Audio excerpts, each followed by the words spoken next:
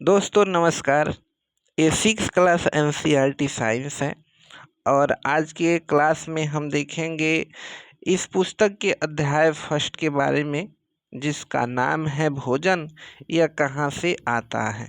तो चलिए शुरू करते हैं। सबसे पहले एक इंट्रोडक्शन के रूप में, यदि हमसे कोई पूछे कि भोजन कहाँ से आता है, तो भोजन दो जगहों से आता है। एक, या तो पेड़ पौधे से भोजन की प्राप्ति होती है और दूसरा पशु या पक्षी से भोजन की प्राप्ति होती है। इसके अलावा भोजन का कोई तीसरा स्रोत अभी तक नहीं बना है। ठीक है, तो एक मोटा मोटी आपको पता चल गया कि हम इस पुस्तक में इस अध्याय में क्या पढ़ेंगे। ठीक है, तो चलिए शुरू करते हैं। बोला जा रहा है कि आज आपने अपने घर में क्या खाया था, तो बता दो कि हम तो दाल रोटी खाए थे। ठीक है, आगे बोला जा रहा है कि पता लगाइए कि आपके दोस्तों ने आज क्या खाया था। तो ये भी पता लगा लिए कि हमारे दोस्त है ना, वो आज दाल चावल खाया है। ठीक है, क्या आपने कल और आज एक ही प्रकार का आहार लिया था, तो बिल्कुल नहीं। आज हम दाल रोटी खाए थे और कल जो खाए थे ना, वो मछली चावल खाए थे। ठीक है, इतना समझने में कोई दिक्कत नहीं। आगे बोला जा रहा है कि क्या यह सत्य है कि अलग अलग समय में हम भिन्न भिन्न प्रकार की आहार लेते हैं। तो बोलिए कि हाँ, एकदम सही है कि अलग अलग समय पर हम अलग अलग प्रकार की आहार लेते हैं। अब चलिए आगे आगे बोला जा रहा है कि विभिन्न खाद्य पदार्थ, मतलब विभिन्न खाद्य पदार्थ का मतलब हो गया जैसे मछली चावल, मीट चावल, अंडा चावल, ये सब खाद्य पदार्थ की वैरायटी है। ठीक है, अब एक क्रियाकलाप कराया जा रहा है, बहुत सिंपल सा क्रियाकलाप है। बोला जा रहा है कि विद्यालय में अपने दोस्तों से उन खाद्य पदार्थों की जानकारी प्राप्त कीजिए जो वे पूरे दिन खाते हैं। ठीक है, यदि वे भिन्न भिन्न राज्य में रहने वाले हो तो उसे भी यह जानकारी प्राप्त करने का प्रयास कीजिए। मतलब सिंपली बताया जा रहा है ना कि भिन्न भिन्न राज्य में जो भोजन की वैरायटी होती है ना, वो बदल जाता है। जैसे उत्तर भारत में लोग चावल दाल ज़्यादा खाना पसंद करते हैं, वहीं दक्षिण भारत में जाइएगा तो उधर इडली डोसा सांभर इत्यादि चलता है। ठीक है, आगे बोला जा रहा है कि अपनी नोटबुक के सारणी 1.1 की तरह यथासंभव अधिक से अधिक दोस्तों द्वारा खाए जाने वाले विभिन्न खाद्य पदार्थों की जानकारी प्राप्त कर सूचीबद्ध कीजिए। करने का मतलब यहाँ पर एक सूची बताया गया है, तो इसमें आप दोस्त का नाम लिख दीजिए और इधर वो क्या खाते वो लिख दीजिए। तो एक हम एग्जाम्पल लिखकर बता देते हैं। जैसे एक दोस्त का नाम लेते हैं आकाश, वह क्या खाया, तो वह खाया दाल चावल, दाल प्लस चावल। तो उसी तरह इधर भी लिखना है, इसमें भी लिखना है, कोई बड़ी बात नहीं है, ये आसानी से आप लिख सकते हैं। आगे बोला जा रहा है कि अपने भोजन में हम अनेक प्रकार की चीज़ खाते हैं और खाने की ये सभी चीज़ें किससे बनती है, तो ये सभी चीज़ें होती है ना, ये कुछ कच्चे पदार्थ से बनाया जाता है। ठीक है, पके चावल को पक्के चावल के बारे में सोचो। बोला जा रहा है कि पक्के चावल कैसे बनाया जाता है, इसके बारे में सोचो। तो सब कोई सोच सकता है कि कच्चा चावल लिया जाता है और पानी लिया जाता है, उसको आग पर रखा जाता है तो पक्का चावल बन जाता है। तो वहीं बोला जा रहा है कि पक्के चावल के बारे में सोचो। बोला जा रहा है कि हम कच्चा चावल लेते हैं और उसे पानी में उबालते हैं और इसे तैयार करने में हमें दो पदार्थों या संगठकों की आवश्यकता होती है। तो दो में, एक कच्चा चावल और दूसरा पानी की आवश्यकता होती है। आगे बोला जा रहा है कि दूसरी ओर कुछ भोजन तैयार करने में हमें कई संगठकों की आवश्यकता होती है। तो बात सही है। जैसे हम बोले कि काम करिए ना, आज मछली बनाइए, तो उसमें तो आपको पहले कच्चा मछली की ज़रूरत पड़ेगी, फिर तेल की ज़रूरत पड़ेगी, मसाला की ज़रूरत पड़ेगी, नमक की ज़रूरत पड़ेगी, इत्यादि बहुत सारी सामग्री की ज़रूरत पड़ेगी। तो मछली बनाने में दो से अधिक सामग्री की ज़रूरत पड़ती है। तो वहीं बोला जा रहा है कि कुछ भोजन ऐसे हैं जिसको तैयार करने में दो या दो से अधिक कच्ची सामग्री की ज़रूरत पड़ती है। आगे बोला जा रहा है कि यदि हम सब्जी बनाना चाहते हैं तो हमें अलग अलग कई प्रकार की कच्ची सब्जियों, नमक, मसाला, तेल आदि की आवश्यकता होती है। तो इसमें कोई नया बात नहीं है, ये तो आप जान भी करते हैं। आगे बोला जा रहा है क्रियाकलाप 2 में क्या बोला जा रहा है कि सारणी 1.1 में सूचीबद्ध कुछ खाद्य पदार्थों को छांटिए और अपने दोस्तों तथा घर पर चर्चा करके जानकारी प्राप्त कीजिए कि उनको बनाने के लिए कौन कौन सी सामग्री चाहिए और इसको सारणी 1.2 में सूचीबद्ध कीजिए। कहने का मतलब है ना कि इधर लिखे थे जैसे दाल चावल हो गया, मीट चावल हो गया, अंडा चावल हो गया, तो यह किस किस चीज़ से बनता है, ठीक है ना, उसको उठाकर इस सारणी में क्या करना है ना, भरना है। जैसे यहाँ पर रोटी किससे बनता है, तो आटा प्लस जल से बनता है। तो इसमें कोई नया बात नहीं है, आप आसानी से भर सकते हैं। आगे बोला जा रहा है कि वस्तु का नाम और उसमें प्रयुक्त कच्ची सामग्री के कुछ उदाहरण सारणी 1.2 में दिए गए हैं और कुछ अन्य को इस सूची में जोड़िए, मतलब अपने पास से कुछ जोड़ देना है। जैसे यहाँ पर रोटी दिया है, दाल दिया है, तो यहाँ पर आप चावल जोड़ दीजिए और चावल बता दीजिए कि किस किस चीज़ से बनता है। आगे बढ़ते हैं।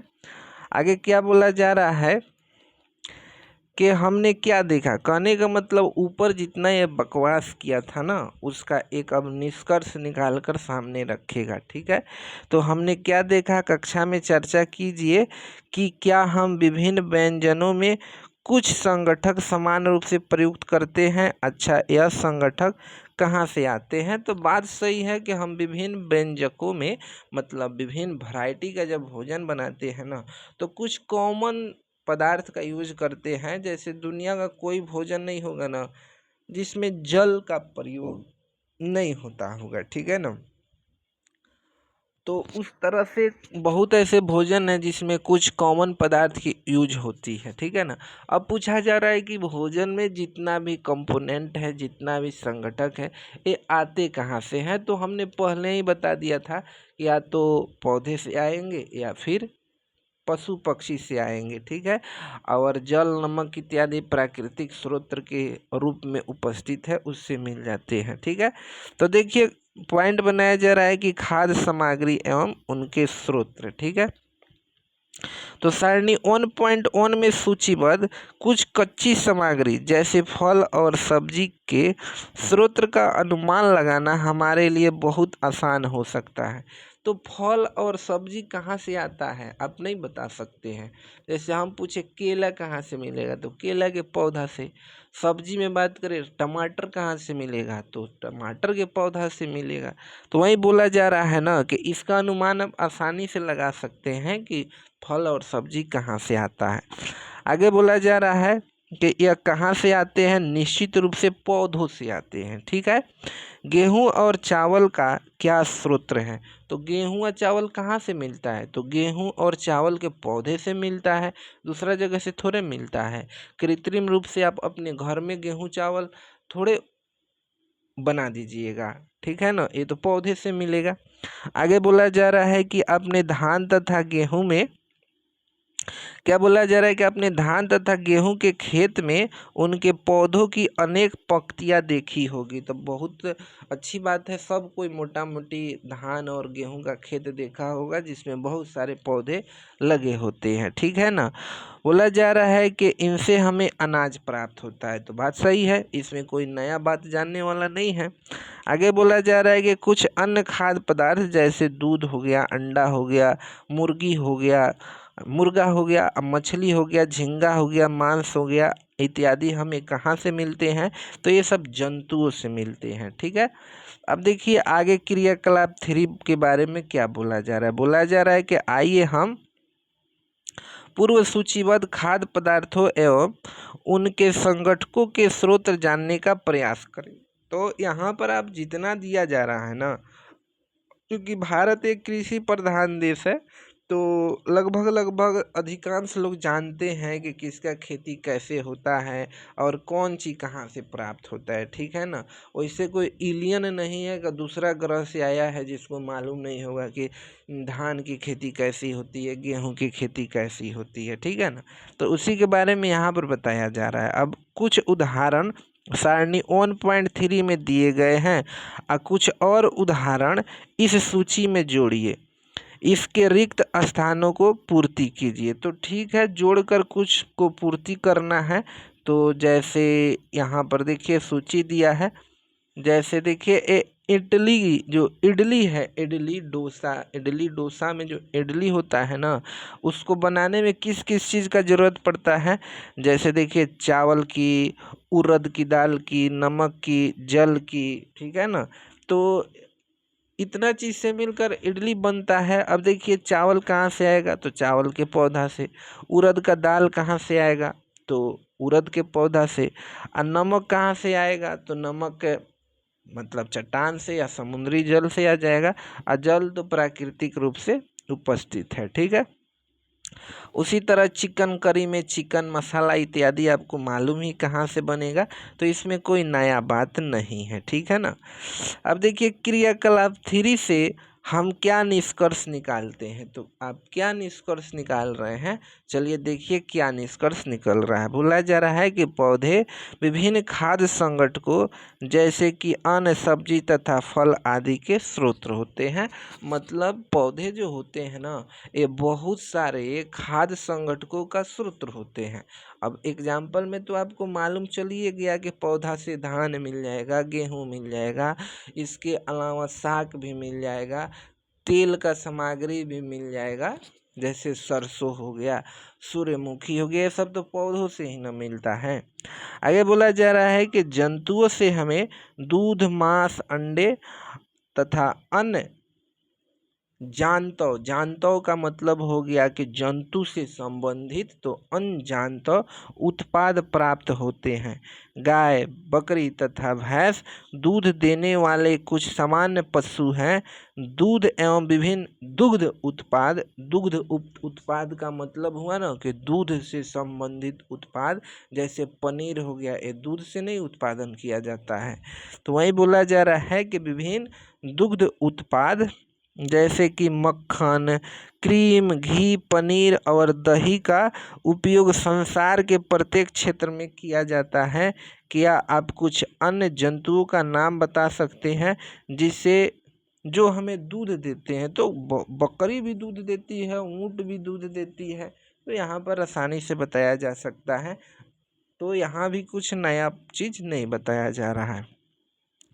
आगे बोला जा रहा है कि भोजन के रूप में पौधे के भाग और जंतु उत्पाद, मतलब भोजन के रूप में पौधे के कौन कौन भाग खाया जाता है, उसी के बारे में यहाँ पर चर्चा होगी। और जंतु से जो उत्पाद बनता है, तो कौन सा उत्पाद जंतु के किस चीज़ से बनता है, इसके बारे में बात अब होगी यहाँ पर, ठीक है ना। तो बोला जा रहा है कि पौधे हमारे भोजन के एक प्रमुख स्रोत हैं। इसमें कोई डाउट है कि पौधा से ही भोजन के प्रमुख स्रोत मिलते हैं, तो कोई डाउट नहीं है, एकदम ये बात सही दिया गया है।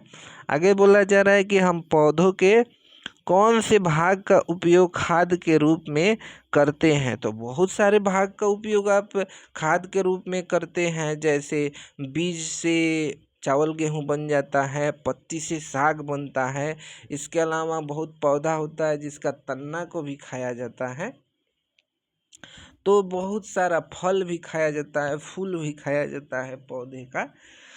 आगे देखिए बोला जा रहा है कि हम पत्तियों वाले अनेक सब्जियां खाते हैं, कुछ पौधे के फलों को भोजन के रूप में खाते हैं।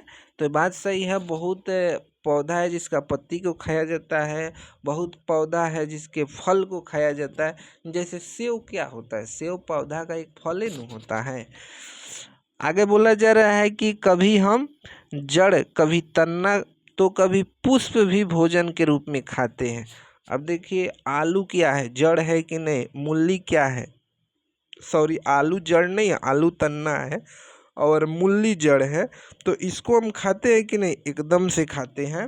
और पुष्प भी खाते हैं। आगे बोला जा रहा है कि कभी आपने सीताफल के फूलों को सीताफल के फूलों को चावल की पिट्टी में डुबोकर व तलकर पकौड़ी बनाकर खाया है? तो यदि आप खाए होइएगा तो बताइए, नहीं खाए होइएगा तो मत बताइए, कह दीजिए नहीं खाए हैं। आगे बोला जा रहा है कि इसका प्रयत्न कीजिए, मतलब नहीं खाए हैं तो खाकर चेक कीजिए, ठीक है ना। अब थोड़ा सा ऊपर चलते हैं तो ऊपर यहाँ पर पहेली के मन में एक प्रश्न आ रहा है, उसको देख लीजिए कि पहेली जानना चाहती है कि हमारे भोजन का पौधे और जंतुओं के अलावा भी कोई अन्य स्रोत है। तो इसको बता दीजिए कि पौधे और जंतुओं के अलावा भोजन का कोई अन्य स्रोत नहीं है, ठीक है ना। दुए को स्रोत होता है भोजन का, या तो पौधा या तो जंतु। अब चलिए, अब आगे क्या बोला जा रहा है कि कुछ पौधे के 2 या 2 से अधिक भाग खाने योग्य होते हैं। तो इसमें डाउट है, 2 या 2 से अधिक भाग खाने योग्य होते हैं। जैसे मूली ले लीजिए, तो मूली का जड़ खाया जाता है और मूली का जो पत्ती होता है ना, उसका साग बनाया जाता है।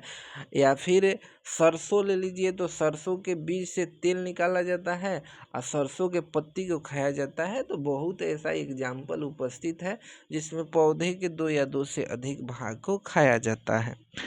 आगे बोला जा रहा है, उदाहरण के लिए सरसों के बीज से हमें तेल प्राप्त होता है एवं उसके पत्ती का उपयोग साग बनाने के लिए किया जाता है। तो अब इसमें कोई डाउट नहीं रहना चाहिए।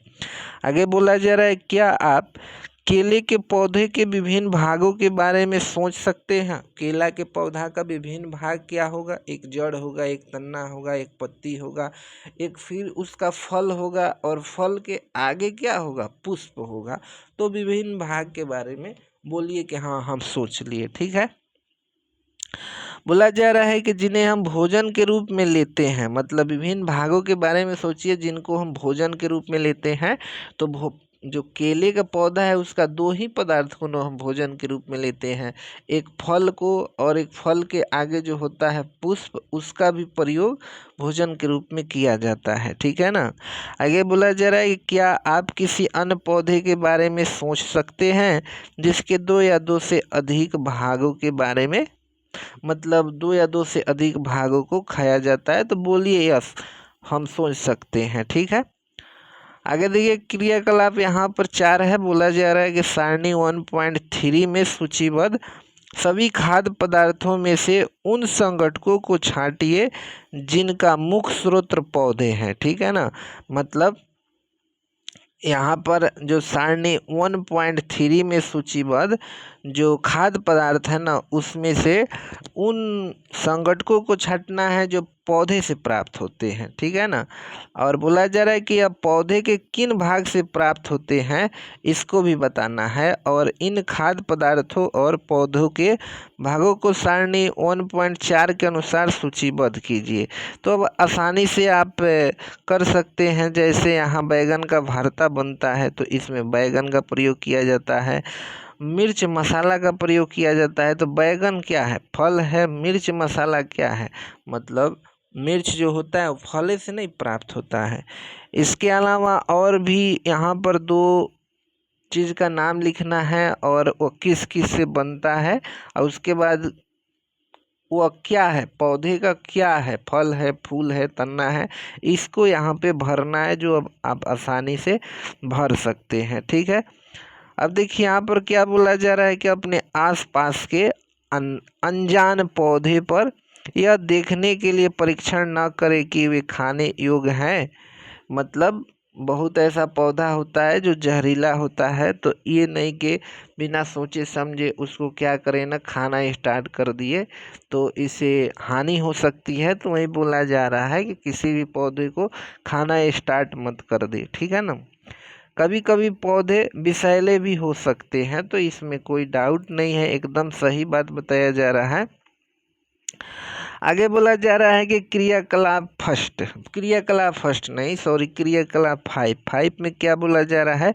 मूंग अथवा चने के कुछ सूखे बीज लीजिए। उसके बाद अब इनमें से कुछ बीजों को जल से भरे एक पात्र में डाल दे। तो कुछ बीजों को डाल दीजिए, क्या होगा, वो बीज फूल जाएगा। इसमें नया बात क्या है, सब कोई चना मूंग अपने घर में फुलाया होगा। आगे बोला जा रहा है कि एक दिन के लिए छोड़ दीजिए, अगले दिन जल को पूरी तरह निकाल दे और बीज को गिलास में रहने दे। आगे बोला जा रहा है उन्हें एक गीले कपड़े से लपेट कर एक को रख दे। अब क्या आप बीज में कुछ परिवर्तन देखते हैं? तो बोलिए कि यस, बीज है ना अंकुरित हो जाएगा। जैसे देखिए यहाँ पर फिगर में दिखाया जा रहा है ना, बीज अंकुरित हो जाएगा। ठीक है, आगे बोला जा रहा है कि क्या यह छोटी सी सफ़ेद संरचना बीज के बाहर निकलती है? तो मतलब क्या एक छोटी सी सफ़ेद संरचना बीज से बाहर निकलती है? तो बोलिए यस, निकलती है। ठीक है ना। यदि हाँ तो बीज अंकुरित हो गए हैं। तो सबको मालूम है कि ऐसे होता है, तो बीज अंकुरित हो जाता है। यदि नहीं तो बीज को पानी से धोए और पानी निकाल दे तथा गीले कपड़े से ढककर अगले दिन के लिए उन्हें छोड़ दे। तो अगले दिन के लिए छोड़ दीजिएगा ना, तो जो नहीं जमा होगा, जो नहीं अंकुरित हुआ होगा, वो अंकुरित हो जाएगा। और जो पहले से अंकुरित हुआ है ना, उसका अंकुर जो होगा वो और बड़ा बड़ा हो जाएगा। ठीक है ना, यही होता है बीज का क्रियाकलाप। आगे देखिए क्या बोला जा रहा है कि क्या उस दिन आपको बीज से बाहर निकलता हुआ एक छोटा सा अंकुर दिखाई देता है? तो यस, 100% दिखाई देगा। अब देखो क्या बोला जा रहा है कि अंकुरों को सावधानी से धोकर आप इन्हें खा सकते हैं। तो यस, बहुत लोग अंकुरित चना खाता है और बोला जाता है कि वो फायदेमंद भी होता है। आगे बोला जा रहा है कि ये उबाले भी जा सकते हैं। तो सच बात है, उबाला भी, बहुत लोग उसको उबाल के सब्जी भी बना देता है। और इसे ट्रेन ओरेन में आप देखिएगा कि उबाला हुआ चना बना कर बेचता है, तो वो भी अंकुरित। ठीक है, आगे बोला जा रहा है कि इनमें कुछ मसाले मिलाने पर खाने के लिए एक स्वादिष्ट अल्प आहार तैयार हो जाता है। तो इसमें नया बात क्या है? कोई तो नया बात नहीं है। आगे बोला जा रहा है क्या आप जानते हैं कि शहद कहाँ से आता है? तो शहद कहाँ से आता है ये आप नहीं जानते, मधुमक्खी के छत्ता से आता है। तो शहद कहाँ से आता है या यह कैसे उत्पादित होता है? क्या आपने एक मधुमक्खी का छत्ता देखा है जहाँ बहुत सी मधुमक्खियाँ भिन भिनाया करती है? तो सब कोई मोटा मोटी मधुमक्खी का छाता देखा होगा। मधुमक्खियाँ फूलों से मकरंद, क्या बोला गया है? मकरंद। मकरंद का मतलब होता है मीठा रस। ठीक है ना। तो फूलों से मकरंद एकत्रित करती है, इकट्ठा करती है और उसे अपने छत्ते में भंडारित करती है। ठीक है ना। तो वही मकरंद क्या होता है ना, शहद होता है। शहद भंडारित करती है। अब देखिए, फूल और उसका मकरंद वर्ष के केवल कुछ समय में ही उपलब्ध होते हैं, या फिर इसको ऐसे बोला जा सकता है ना कि हर समय वो मकरंद नहीं होता है, कुछ ही समय पौधे के फूल में बनता है। तो वहीं कुछ ही समय बनता है, उसके बाद नहीं बनता है। तो आगे बोला जा रहा है कि अदर मधुमक्खियाँ है इस मकरंद को भंडार कर लेती है ताकि पूरे बरस इसका उपयोग किया जा सके। हम ऐसे छत्तों में मधुमक्खियाँ द्वारा भंडारित भोजन का शहद के रूप में उपयोग करते हैं। तो वही मधुमक्खियाँ जो लाकर अपने छत्ते में मकरंद को क्या करती है, स्टोर कर लेती है। उसी को जो मानव है ना, वो निकाल लेता है, चुरा लेता है, उसके भोजन को चुरा लेता है। आगे बोला जा रहा है कि जंतु क्या खाते हैं? तो जंतु आपको नहीं मालूम है क्या खाते हैं? तो देखिए यहाँ पर क्या बोला जा रहा है, क्या आपके घर में कोई ऐसा पालतू पशु है जिसकी आप देखभाल करते हो, कुत्ता, बिल्ली, भैंस या बकरी? फिर आपको इसकी जानकारी भी अवश्य होगी कि आपका पालतू जानवर क्या खाता है। तो मतलब जो पोसा होगा उसको 100% जानकारी होगी कि पालतू जानवर क्या खाता है। आगे बोला जा रहा है कि अन्य जंतु क्या खाते हैं? क्या आपने कभी गिलहरी, कबूतर, छिपकली, छोटे से कीट को, छिपकली या छोटे से कीट को खाना खाते देखा है? तो बोलिए यस, देखे हैं। अब यहाँ पर क्रियाकलाप 6 में बताया जा रहा है कि सारणी 1.5 में अनेक जंतुओं का नाम लिखे और उनमें से कुछ जंतुओं द्वारा खाए जाने वाले भोजन को भी लिखे और सारणी में रिक्त स्थान की पूर्ति कीजिए। तो जैसे देखिएगा, भैंस ये क्या खाती है? घास खाएगी, खल्ली खाएगी, भूसा खाएगी, अनाज, पत्ती इत्यादि खाती है। उसी तरह बिल्ली है, छोटे जंतु को खा जाएगी, मतलब चूहा हुआ को खा जाती है, पक्षी को भी खा जाती है, दूध को भी खा जाती है। तो अब आपको ये भरना है, चूहा क्या खाता है, शेर क्या खाता है, ये आसानी से आप भर सकते हैं, इसमें कोई अनजाना बात नहीं है। क्रियाकलाप 7 में देखिए कि फिर से सारणी 1.5 को ध्यान से देखिए और इसके जंतुओं को 3 वर्गों में विभाजित कीजिए। 3 वर्गों में विभाजित कीजिए। पहले वर्ग में केवल उन जंतुओं का नाम लिखिए जो केवल पौधे हैं, मतलब बोले तो शाकाहारी के बारे में लिखना है, जो मतलब केवल पौधे खाते हैं। शाकाहारी के बारे में मतलब पौधे या फिर पादप उत्पाद खाते हैं और उन्हें क्या कहते हैं? शाकाहारी कहते हैं। तो शाकाहारी जंतु क्या है आपको पता चल गए।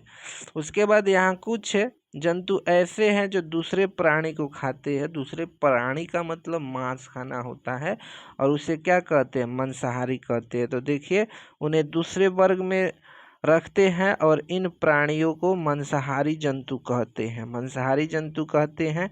क्या आप कुछ ऐसे जंतुओं को जानते हैं जिसका भोजन पौधा और जंतु दोनों होता है? तो बोलिए हाँ, मनुष्य ही तो है जो दोनों खाता है। इसके अलावा और भी है जो दोनों खाता है, जैसे बिल्ली, कुत्ता, ये सब मांस भी खा लेगा, सब शाकाहारी भोजन भी खा लेगा सब।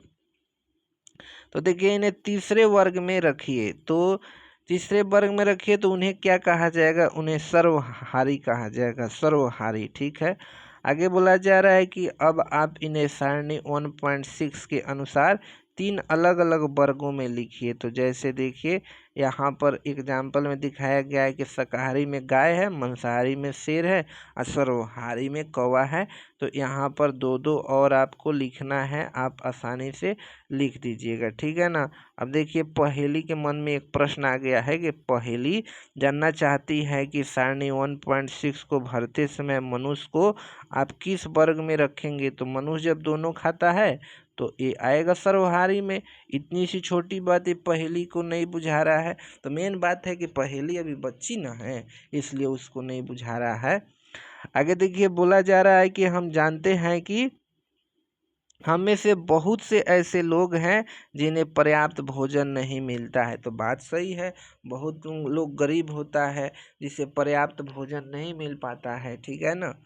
उसके बाद बोला जा रहा है कि हमें ऐसे उपाय खोजने की आवश्यकता है जिसके द्वारा देश में अधिक खाद्य उत्पादन किया जा सके। ठीक है ना। और यही पर्याप्त नहीं होगा, बल्कि हमें ऐसे भी उपाय खोजने चाहिए जिससे यह सुनिश्चित हो कि यह भोजन हम में से प्रत्येक को आसानी से उपलब्ध हो सके। मतलब सिर्फ उत्पादन बढ़ाना ही नहीं है।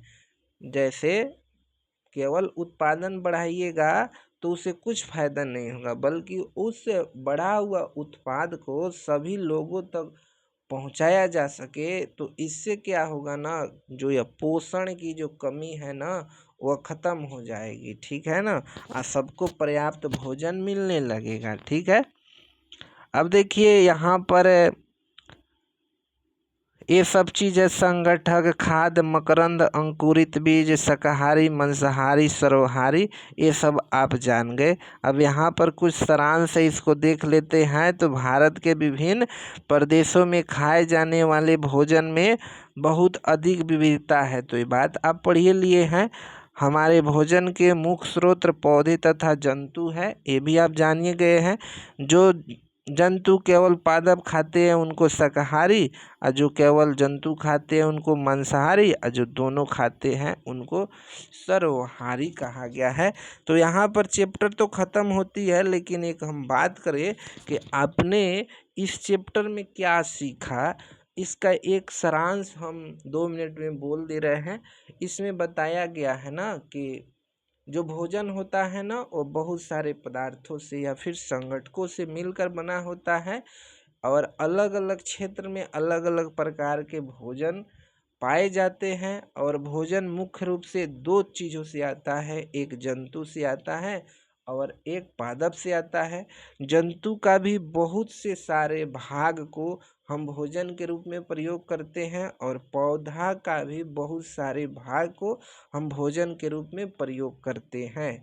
और साथ ही साथ भारत एक ऐसा देश है जहाँ सभी को क्या बोलते हैं, कैसा भोजन, तो पौष्टिक भोजन नहीं मिल पाता है। इसलिए हमें ऐसा विधि का उपयोग करना पड़ेगा जिससे उत्पादन बढ़ाया जा सके और प्लस में सबको भोजन उपलब्ध कराया जा सके। तो यहाँ पर चैप्टर समाप्त होती है। तो चलिए, जय हिंद, जय भारत।